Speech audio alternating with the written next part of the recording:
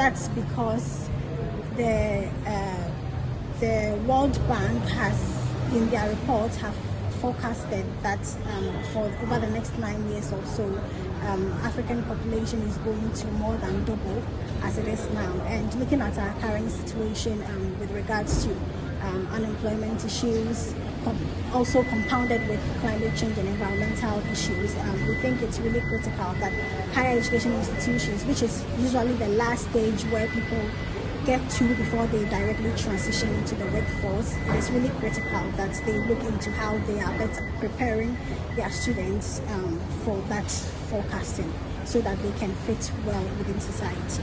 And so the kind of sustainability that CAMSA looks at is kind of a 3-pillar one, which looks at not just environmental but also social and economic. But then we do have a very strong focus on environmental sustainability, and that is what we are trying to assist the higher education institutions to do. Based on research that we have conducted in collaboration as part of research with the MISI project, which is the Monitoring and Evaluation of Climate Change Education project, most of the higher education institutions had kind of sustainability within their policies, but really how that transitions into transformations within the lives of students is something that needs to be talked about, and so that is one thing that we are focusing on. But then the higher education institutions also need to play their role in terms of supporting the students to be able to do that by embedding all that across their practices, so that they are able to demonstrate that to the students as a form of character formation or character building.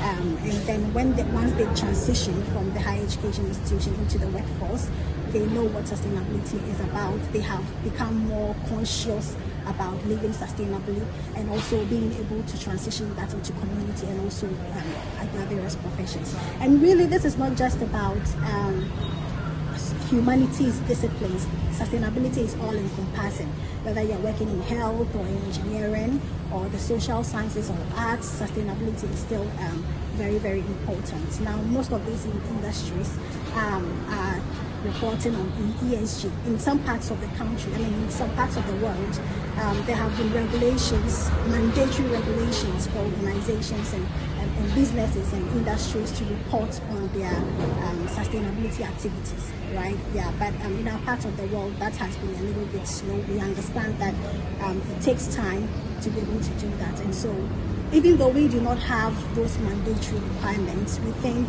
that it's important that we start talking about that, because according to research and reports, Africa and most countries within the global south are even the most at risk of climate change impacts, right? Yeah, so it's really important that we start talking about this.